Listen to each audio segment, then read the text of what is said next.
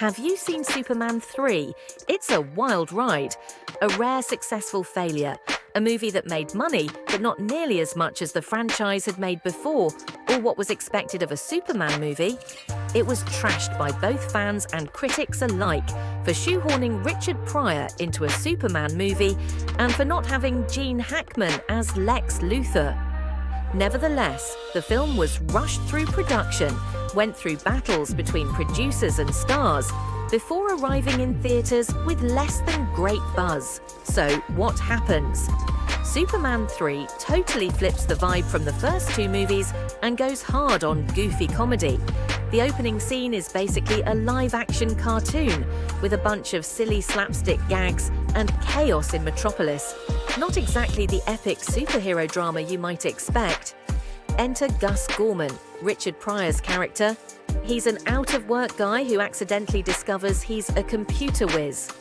Ross Webster, our dollar store Lex Luthor, scoops him up to help with all kinds of techie schemes, mostly to make himself richer.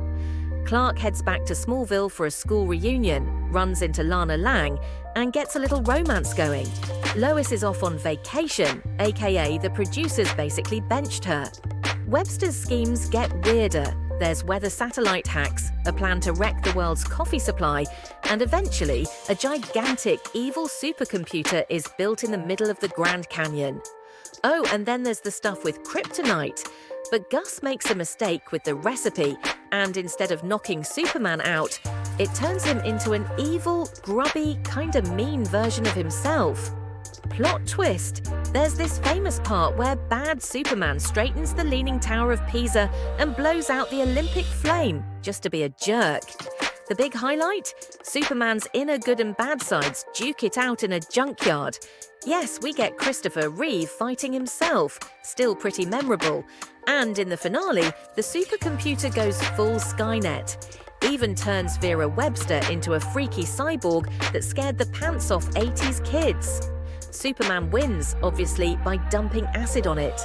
Then it's back to Smallville, a bit more time with Lana, Lois pops in for a second, and, because tradition, Superman restores the Leaning Tower like nothing happened.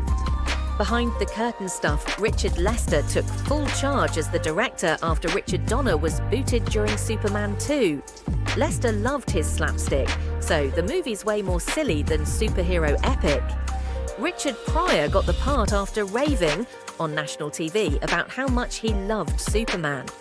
The writers built all of Gus's stuff just for him, so a lot of the movie focuses on his hijinks.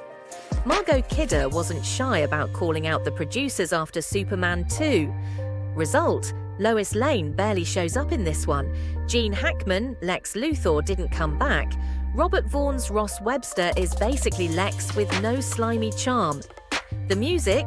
John Williams was MIA, but Ken Thorne reused some signature Superman themes and kept it light. The special effects are kinda iconic, especially the junkyard fight and the cyborg transforming scene, which traumatized plenty of 80s kids. Reviews and reactions critics were not kind. Tons of people thought the comedy killed all the superhero magic and said the movie was more about Richard Pryor than Superman. But hey, the junkyard fight scene and the super creepy cyborg moment still have their fans. Some loved Pryor's wild energy, others thought it was a total misfire.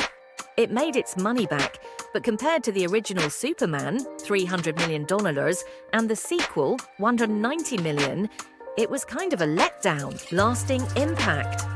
Most fans agree, this was where Superman movies started to go off the rails.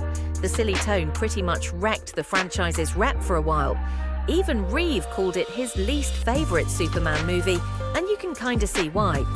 Still, that epic Superman vs. Clark Kent junkyard brawl is a classic scene, and the cyborg bit scarred a generation. Annette O'Toole did win hearts as Lana Lang. Good thing too, because she'd go on to play Clark's mom in Smallville years later. And, Superman 4. Yeah, things got even worse after Part 3. Yikes. Random fun facts. Richard Pryor was afraid of heights, making his flying scenes extra tricky. They filmed a costly scene with Superman saving kids from a collapsing bridge, but it got cut. Believe it or not, a ton of money went into a silly gag where Superman saves a penguin from drowning. Christopher Reeve did a lot of his own stunts in the epic junkyard battle. The movie poster, Superman carrying Gus, gets roasted for missing the point of the whole franchise. It's part action flick, part slapstick farce, part wacky 80s corporate spoof. People remember it for its wild tonal swings, the Superman vs. Clark showdown, and Richard Pryor basically doing his own thing.